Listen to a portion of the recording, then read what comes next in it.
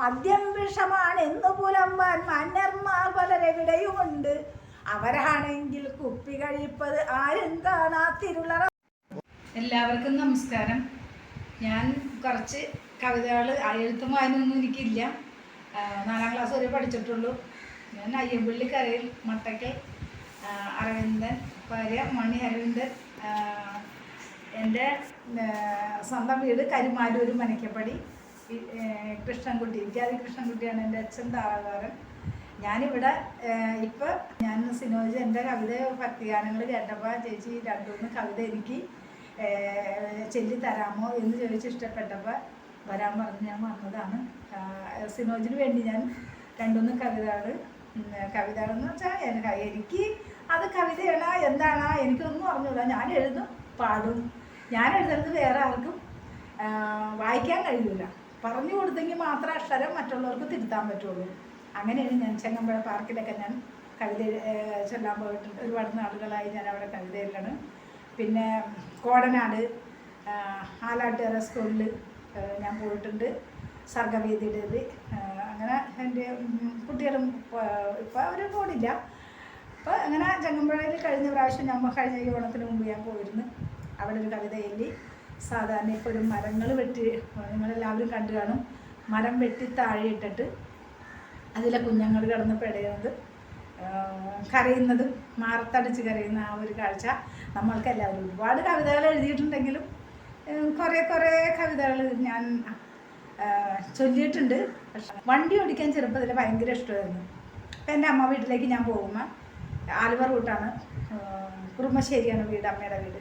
അപ്പം ഞാൻ അന്ന് ട്രാൻസ്പോർട്ട് ബസ് മാത്രമേ ഉള്ളൂ ചെറുപ്പത്തിലെ. അപ്പം ഞാൻ ഏറ്റവും ഫ്രണ്ടിൽ ചെന്നിരുന്നാണ് ഞാൻ ഈ ഡ്രൈവർ എങ്ങനെ വണ്ടി ഓടിക്കണേന്ന് മനസ്സിലാക്കാൻ വേണ്ടിയിട്ട്, അതെങ്ങനെ ഓടിക്കണേന്ന് എനിക്കറിയണമെന്ന് വിചാരിച്ച് ഞാൻ അങ്ങനെ എന്നും ചെറുപ്പത്തിലെ ഏറ്റവും ഫ്രണ്ടിലെ ഇന്നും അന്നും ഇരിക്കണത് വണ്ടി കയറിയാൽ അത്രയ്ക്ക് ആഗ്രഹമായിരുന്നു. ഇപ്പം എൻ്റെ ഭർത്താവ് ഉള്ളപ്പോൾ, ഭർത്താവ് 55-ൽ മരിച്ചതാണ്. അതിക്ക് മുമ്പ് ഞാൻ എപ്പോഴും പറയുമായിരുന്നു, ചേട്ടൻ ബോട്ടിൽ പോയിരുന്നാണ്, ബോട്ടിൽ സ്ട്രാങ്കായിരുന്നു, ഫിഷിംഗ് ബോട്ടിൽ. അപ്പം ഞാൻ പറയും എനിക്ക് ഡ്രൈവർ ആവണം, ഡ്രൈവിങ് പഠിക്കണമെന്ന്. എഴുത്തും വായന അറിയില്ല. ആദ്യം ബസ് ഓടിക്കാൻ എങ്ങനെ പഠിക്കും അതറിയാൻ പാടില്ല. പിന്നെ അങ്ങനെ ചേട്ടൻ പറഞ്ഞു അതിനെന്താ. അത് കഴിഞ്ഞപ്പോൾ ചേട്ടൻ മരിച്ചപ്പോൾ പിന്നെ എനിക്ക് എന്നെ ഒരു സ്വപ്നത്തിൽ കാണിക്കുന്നത്. ആരും പറഞ്ഞാൽ വിശ്വസിക്കില്ല. നിനക്ക് ഞാനൊരു വണ്ടി മേടിച്ച് മുട്ടന്തല എൻ്റെ വീട്ടിലിട്ടുണ്ടെന്ന് എന്നെ സ്വപ്നത്തിൽ കാണിച്ച് ചേട്ടൻ മരിച്ചതിന് ശേഷം 85-ൽ. അപ്പം എനിക്ക് തോന്നി ഇനി എനിക്ക് ഡ്രൈവിങ് പഠിക്കണം, ചേട്ടൻ പഠിപ്പിക്കാമെന്ന് പറഞ്ഞതല്ലേ. അങ്ങനെ ഞാൻ ഡ്രൈവിങ് പഠിക്കണമെന്നുള്ള ആഗ്രഹത്തിൽ നമ്മൾ സ്വന്തമായിട്ട് തന്നെ കഷ്ടപ്പെട്ട് ഡ്രൈവിങ് പഠിക്കാനായിട്ട് ഞാൻ കയറി. ഞാൻ കടൂർ പ്രകാശ് മോട്ടോർ ഡ്രൈവിംഗ് സ്കൂളിലെ ജോണാശാൻ്റെ അടുത്താണ് ആദ്യം പഠിച്ചത്. അത് 94-ൽ. പിന്നെ എനിക്ക് തോന്നി, ആശാനോട് ഞാൻ ചോദിച്ചു, ആശാനെ എങ്ങനെ ബസ് ഓടിക്കാൻ കഴിയുമെന്ന് പറഞ്ഞു. അപ്പോൾ ആശാൻ പറഞ്ഞു 3 കൊല്ലം കഴിഞ്ഞാലേ ബസ് ഓടിക്കാൻ പറ്റുള്ളൂ. അപ്പോൾ ഞാൻ 2 കൊല്ലം കഴിഞ്ഞപ്പോഴേക്കും ഞാൻ ബസ്സിൽ വന്ന് കയറി ബസ് ഓടിച്ച്. കേരളത്തിൽ ആദ്യമായിട്ട് ഹെവി എടുത്ത വനിതാ ഡ്രൈവറാണെന്ന് പറയാമെന്ന് എനിക്ക് അതിനുള്ള അർഹതയുണ്ടോയെന്ന് എനിക്കറിയില്ല. എന്താണെന്ന് വെച്ചാൽ അതിക്ക് മുമ്പ് പലരും ചിലപ്പോൾ വണ്ടി ഓടിക്കാതെ ബസ് ഓടിച്ചാണ്. പണ്ടൊക്കെ എല്ലാവരും ഡ്രൈവിംഗ് സ്കൂളുകാർക്കൊക്കെ എഴുതി കൊടുക്കുന്ന ഒരു സ്വഭാവം ഉണ്ടായിരുന്നു. ഇതല്ല. മഞ്ഞുമ്മൽ ഗോപിനാഥൻ നായർ എന്നെ RTO എന്നെ പുറകിൽ വണ്ടിയിലിരുന്ന് തന്നെ ടെസ്റ്റ് നടത്തി. ഞാൻ വണ്ടി ഓടിച്ച് ടെസ്റ്റ് നടത്തി. 94 കാറിൽ 96 ബസ്.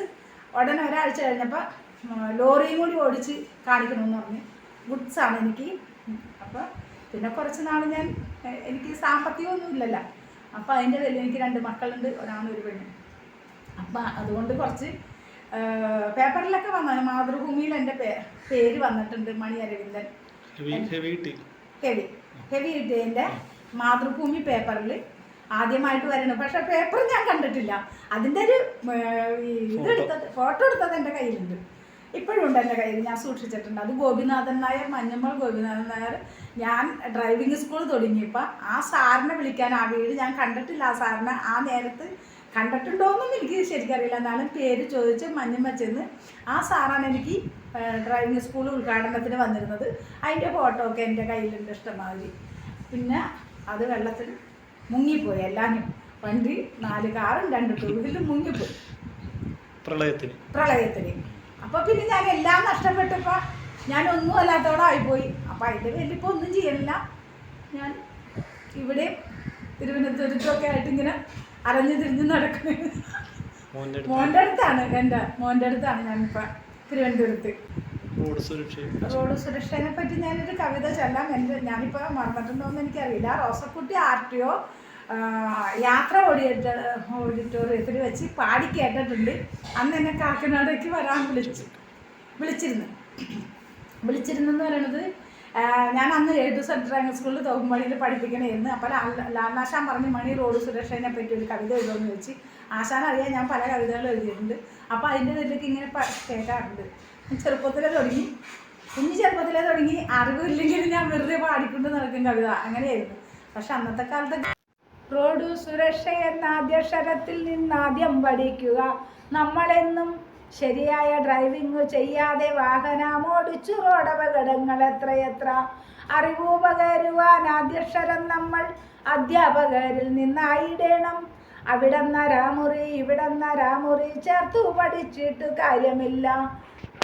തെറ്റായ ഡ്രൈവിംഗ് ചെയ്യാതെ നമ്മൾ കുറ്റമറ്റെന്നും പഠിച്ചിടണം. സ്റ്റിയറിംഗിൽ കൈവച്ചാൽ എല്ലാം പഠിച്ചെന്ന ഭാവം മനസ്സിൽ വരുത്തരുതേ. ഷൈൻ ചെയ്ത് റോഡിൽ നടുവിൽ നടക്കും യുവാക്കളെ ശ്രദ്ധിക്കുക. നിങ്ങൾ ഈ റോഡിൽ നടുവിൽ നടന്നാൽ വാഹനമേതിലെ ഓടിച്ചിടും. ഡ്രൈവർമാരുടെ ശ്രദ്ധയ്ക്കായി കേൾക്കുക, വാഹനം അമ്മാനമാടിടല്ലേ. സ്റ്റിയറിംഗിൽ കൈവച്ചാൽ ആനപ്പുറത്തെന്ന ഭാവം മനസ്സിൽ വരുത്തിടല്ലേ. ഓട്ടോയും സ്കൂട്ടറും മാരുതി കാറുകൾ തിക്കിത്തിരക്കി കയറിയിടവേ അധികാരികൾ കണ്ട് കണ്ണടച്ചിടല്ലേ. ശരിയായ നടപടി സ്വീകരിക്കൂ.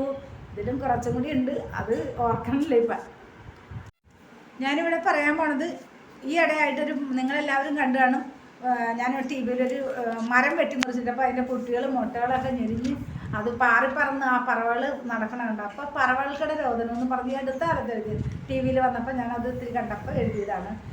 അപ്പോൾ അതിനെപ്പറ്റി ഞാൻ പഠിച്ചിട്ടില്ല നല്ലോണം, എന്നാലും ഞാനിവിടെ പാടാം. ചെമ്പഴ പാർക്കിൽ ഞാൻ പാടി അവിടെ പ്രസിദ്ധീകരിക്കാൻ കൊടുത്തിട്ടുണ്ടത്. വെട്ടി മുറിക്കല്ലേ ഈ മരം നിങ്ങൾ, വെട്ടി മുറിക്കല്ലേ ഈ മരം നിങ്ങൾ. കുട്ടികൾ മുട്ടകളെല്ലാം വസിക്കുന്ന കൂടല്ലേ ഈ മരക്കൊമ്പുകളെല്ലാം. വെട്ടി മുറിക്കല്ലേ ഈ മരം നിങ്ങൾ, വെട്ടി മുറിക്കല്ലേ ഈ മരം നിങ്ങൾ. കുട്ടികൾ മുട്ടകളെല്ലാം വസിക്കുന്ന കൂടല്ലേ ഈ മരക്കൊമ്പുകളെല്ലാം.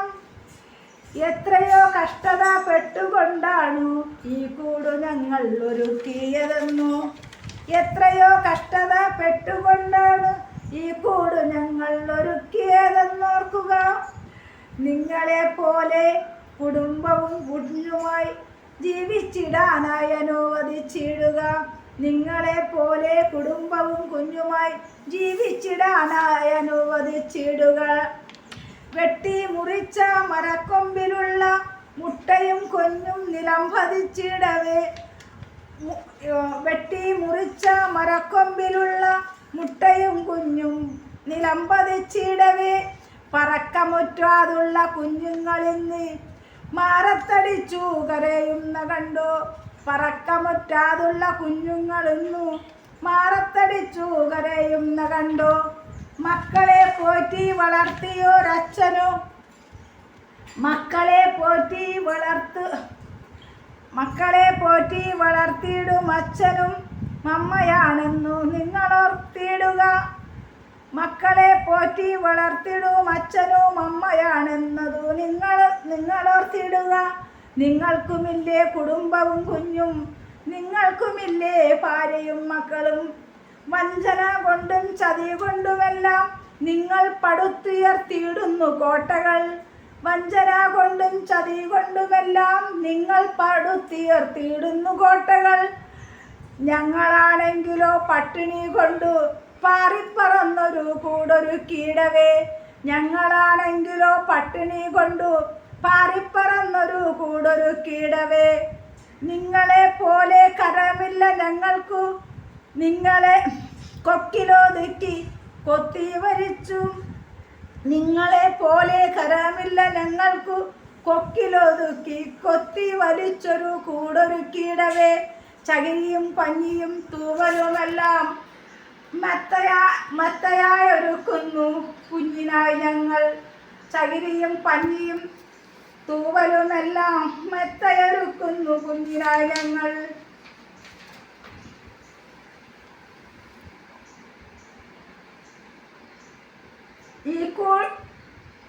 എത്രയും നാളത്തെ കഷ്ടത കൊണ്ടു ഈ കൂട് ഞങ്ങൾ ഒരുക്കിയതെന്നോ. എത്രയോ നാളത്തെ കഷ്ടത കൊണ്ടു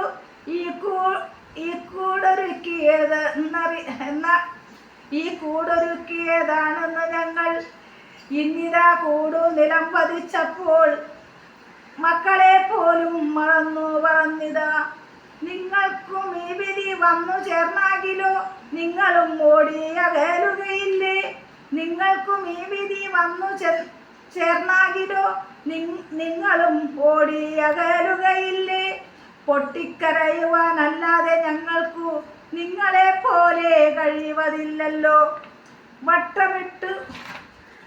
വട്ടമിട്ടൊന്നു പറക്കുവാനല്ലാതെ കൊത്തിയെടുത്തു പറക്കാൻ കഴിയുമോ. വട്ടമിട്ടൊന്നു പറക്കുവാനല്ലാതെ കൊത്തിയെടുത്തു പറക്കാൻ കഴിയുമോ. ദൈവമെല്ലാം ഇതു കാണുക എങ്കിലോ നിങ്ങൾക്കും ഈ വിധി വന്നു ഭവിച്ചിടും. ഇതിൽ കുറെ തെറ്റൊക്കെ ഉണ്ട് പറയുമ്പോൾ അത് ഞാൻ പഠിച്ചിട്ടുണ്ടായില്ല, അതുകൊണ്ട് ക്ഷമിക്കണം എല്ലാവരും. മദ്യപാനം ഇന്നത്തെ തലമുറകളിലേക്ക് വ്യാപിക്കാതിരിക്കാനും ഇന്ന് ലഹരിനെ പറ്റി എല്ലാവർക്കും ഈ നാട്ടിലും എല്ലാവരും അതിന് വിരുദ്ധമായിട്ട് നടക്കുന്നുണ്ട്. പക്ഷെ ഞാൻ കുറേ കാലങ്ങളായിട്ടുണ്ട് ഇത് എഴുതിയിട്ട്. എല്ലാം എനിക്ക് കിട്ടുമെന്ന് അറിയില്ല. എന്നാലും ഞാൻ തൽക്കാലം ഇപ്പോൾ പാടാൻ പോകുന്നത് കുപ്പി എന്നാണ് ഈ കവിതയുടെ പേര്. അപ്പം ഞാൻ അതിനെപ്പറ്റി പാടാൻ പോവുകയാണ്. തെറ്റുകുറ്റങ്ങളിൽ ക്ഷമിക്കണം. ഞാൻ കാഴ്ചപ്പാടും അനുഭവങ്ങളും വെച്ചിട്ടാണ് ഇങ്ങനെ എഴുതാറുള്ളൂ. കുപ്പിയൊരുത്തനുള്ളിൽ ചെന്നാൽ അകമതിലവനോ ധൈര്യം പകരും. കണ്ടത് പറയാൻ കേട്ടത് പറയാൻ കണ്ടവരോട് കയർക്കാൻ ധൈര്യം. കുപ്പിയൊരുത്തനുള്ളിൽ ചെന്നാൽ അകമതിലവനോ ധൈര്യം പകരും. കണ്ടത് പറയാൻ കേട്ടത് പറയാൻ കണ്ടവരോട് കയർക്കാൻ ധൈര്യം. എതിരാളികളോ എതിരെ വന്നാൽ അവനെ ഒതുക്കാൻ കുപ്പിയൊരുത്തൻ. കുപ്പിക്കിന്നിത മാർക്കറ്റിൽ വിലയേറി വരുന്നത് കേട്ടില്ലേ ജനം. അച്ഛൻ അമ്മ സഹോദരി ഭാര്യ മക്കൾക്കൊരു പനി വന്നാൽ പോലും മരുന്നിനു പോലും പോകാത്തവനോ മദ്യക്കടയിൽ കൂവായി നിൽപ്പു. അച്ഛൻ അമ്മ സഹോദരി ഭാര്യ മക്കൾക്കൊരു പനി വന്നാൽ പോലും മരുന്നിനു പോലും പോകാത്തവരോ മദ്യക്കടയിൽ ക്യൂവായി നിൽപ്പു. മദ്യം വിഷമാണെന്നു പുലമ്പാൻ മാന്യന്മാർ പലരെവിടെയുമുണ്ട്. അവരാണെങ്കിൽ കുപ്പി കഴിപ്പത് ആരും കാണാത്തിരുളറ തന്നിൽ. ആടാൻ ധൈര്യം, പാടാൻ ധൈര്യം, ആടിപ്പാടി രസിക്കാൻ ധൈര്യം.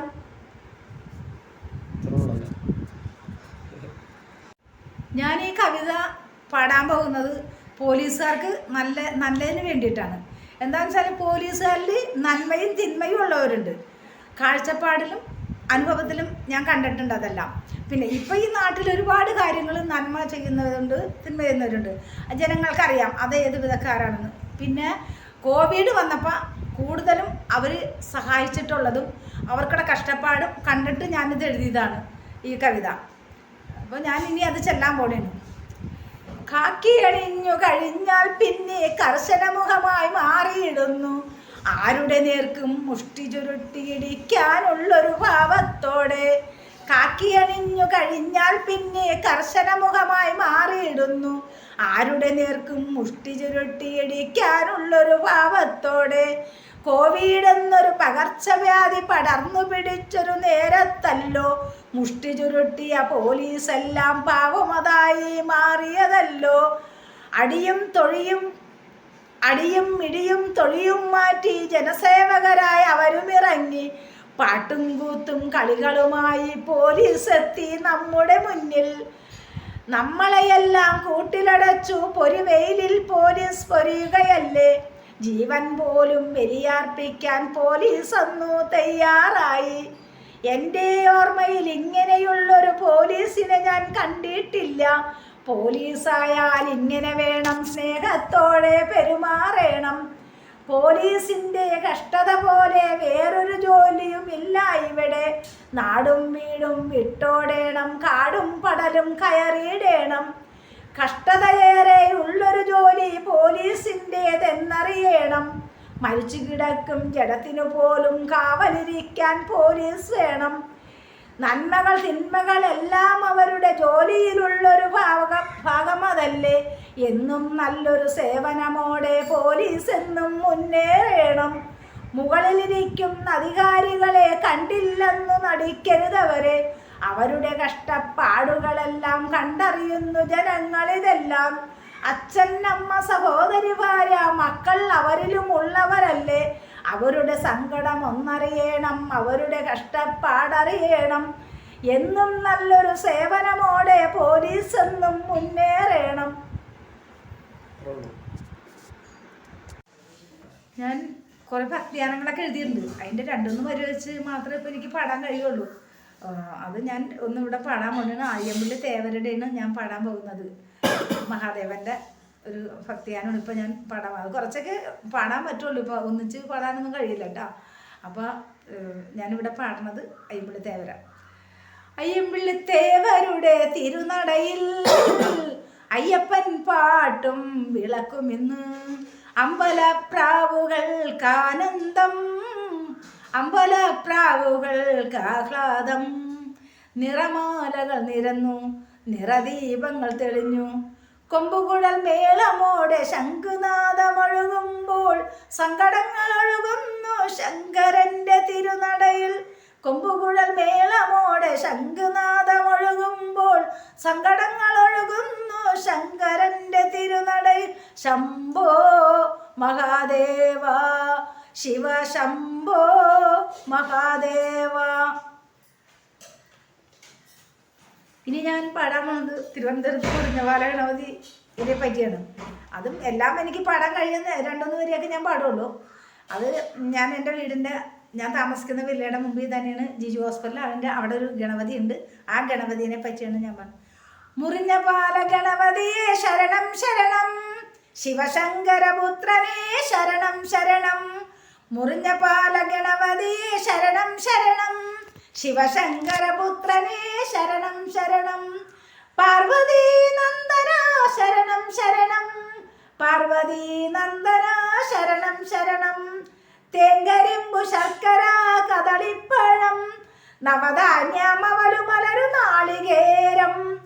തുമ്പിമുഖ ലംബോദര നിന്തിരു നടയിൽ നിത്യവും നിവേദ്യമായി നിനക്കു വയ്പു ഞാൻ. ഭക്തി മഹാഗണപതിയെ ശരണം ശരണം. അടുത്തത് മണ്ണന്തല ദേവീനെ പറ്റിയാണ്. തിരുവനന്തപുരത്ത് മണ്ണന്തല ശ്രീനാരായണ 2ാമത് പ്രതിഷ്ഠ നടത്തിയ അമ്പലത്തിലെ ദേവീനെ പറ്റിയാണ്. എല്ലാവരും എനിക്ക് പാടാൻ പറ്റില്ല, എന്നാൽ 2 വരി ഞാൻ പാടാം. മണ്ണന്തല വാഴുന്ന ഭഗവതിയെ എൻ്റെ മനസ്സിൽ നീ കുടികൊള്ളണേ. അമ്മേ മനസ്സിൽ നീ കുടികൊള്ളണേ. ഗുരുദേവ തൃക്കരം കൊണ്ട് പ്രതിഷ്ഠിച്ച പാർവതി തുണയാകണേ. ശ്രീ പാർവതി തുണയാകണേ. ഭക്തിയോടെന്നും വണങ്ങിടുമ്പോൾ ഭക്തരെ കൈവെടിയല്ലേ അമ്മേ. ഭക്തിയും ശക്തിയും നീ നൽകിയമ്മേ. നിത്യം തുണയാകണേ കാർത്യായനി. തെച്ചിയും പിച്ചിയും നീ വിളക്കും സ്വർണ്ണമാണിക്കുട ചൂടിയമ്മ. കുഴപ്പമില്ല, അയ്യപ്പന്റെ പുഴയൊഴുകും പോലെ ജനമൊഴുകി വരുന്നു പൊന്മലയിൽ. പുലിവാഹനനയ്യാ നിന്റെ പൊന്മുഖമൊന്നു കണ്ടുതൊഴാൻ. മലപൂത്തു മാമലപൂത്തു മലയോരം പൂക്കുന്നു. മനുഷ്യപ്പൂ വിരിയുന്നു മാമലയിൽ പൊന്മലയിൽ. മണികണ്ഠൻ മാലയണിഞ്ഞാൽ മനസ്സാകെ മാറുന്നു. ദുരിതത്തിൻ മാറാല മാറ്റുന്നു മണികണ്ഠൻ. ഹൃദയത്തിൽ കുടികൊള്ളും മണികണ്ഠ മന്ത്രങ്ങൾ ശരണത്താൽ ഒഴുകുന്നു മാമലയിൽ പൊന്മലയിൽ. മഞ്ഞൊഴുകും മാമല ശബരിമല, ജാതിമത തുല്യത ശബരിമല, സ്നേഹവാത്സല്യത്തിന്റെ നിറപറ കരിമല, സ്നേഹവാത്സല്യത്തിന്റെ നിറപറ കരിമല, മഞ്ഞൊഴുകും മാമല ശബരിമല. പല നാടുകൾ താണ്ടി വന്നൊരു ഭക്തന്മാർ, പാവത്തിൻ കെട്ടുകളേന്തി വന്ന ഭക്തന്മാർ, കരിമല തൻ മുകളിൽ കരളലിഞ്ഞു മന്ത്രം, കുളിരണിഞ്ഞ മഞ്ഞിൽ കുളിർ കോരും മന്ത്രം, ഒരു മതൻ നടയിൽ ഒഴുകുന്ന മന്ത്രം, കൽപ്പടവുകൾ കയറി പടരുന്ന മന്ത്രം, 18 പടവുകൾ. പ്രിയപ്പെട്ട കൂട്ടുകാർക്ക് എൻ്റെ നമസ്കാരം. എൻ്റെ ഈ കവിതകൾ കേട്ട് എല്ലാവർക്കും ഇഷ്ടപ്പെട്ട് എന്ന് ഞാൻ വിശ്വസിക്കുന്നു. അത് കേട്ട് കഴിയുമ്പോൾ അതിൽ നന്മയും തിന്മയും ഉള്ള പല കാര്യങ്ങളും ഉണ്ടാവും. അപ്പോൾ അതിനെപ്പറ്റിയുള്ള എല്ലാ അഭിപ്രായങ്ങളും നിങ്ങളിൽ നിന്ന് ഞാൻ പ്രതീക്ഷിക്കുന്നു. എൻ്റെ മനസ്സിൽ വന്നത് മാത്രം കുറിച്ചെഴുതുന്നതാണ്. എൻ്റെ മനസ്സിൽ വന്നതല്ലാതെ മറ്റൊന്നും വേറൊരു ബുക്ക് വായിച്ചാൽ അല്ലെങ്കിൽ മറ്റുള്ള ശീലങ്ങളൊന്നും എനിക്കില്ല. അതുകൊണ്ട് നല്ലതാണെങ്കിലും ചീത്തയാണെങ്കിലും അതിൻ്റെ അഭിപ്രായം നിങ്ങൾ പറയണം. എന്നാലേ ഇനി ഞാൻ ആദ്യമായിട്ടാണ് ഈ വേദിയിൽ ഇങ്ങനെ ഒരു കവിതയായാലും ഭക്തിഗാനങ്ങളായാലും ഒരുപാട് എൻ്റെ കയ്യിലുണ്ട്. പക്ഷേ അത് അവതരിപ്പിക്കാൻ ഇപ്പം എനിക്ക് സിനോജ് വിളിച്ചപ്പോൾ എനിക്ക് വരാതിരിക്കാൻ പറ്റില്ല. എന്ന് വെച്ചാൽ എൻ്റെ വീട്ടിലെ ശാന്തിയാണ്, പൂജാരിയാണ് സിനോജ്. അതുകൊണ്ട് ഞാൻ വന്നതാണ്. അപ്പം അതുകൊണ്ട് നിങ്ങളെല്ലാവരും കേട്ട് നല്ലൊരു അഭിപ്രായം, നല്ലതാണെങ്കിലും ചീത്തയാണെങ്കിലും അറിയിക്കണം എല്ലാവരും എന്ന് ഞാൻ വിശ്വസിക്കുന്നു. എൻ്റെ പ്രിയപ്പെട്ട കൂട്ടുകാർക്ക് എല്ലാവർക്കും എൻ്റെ നമസ്കാരം.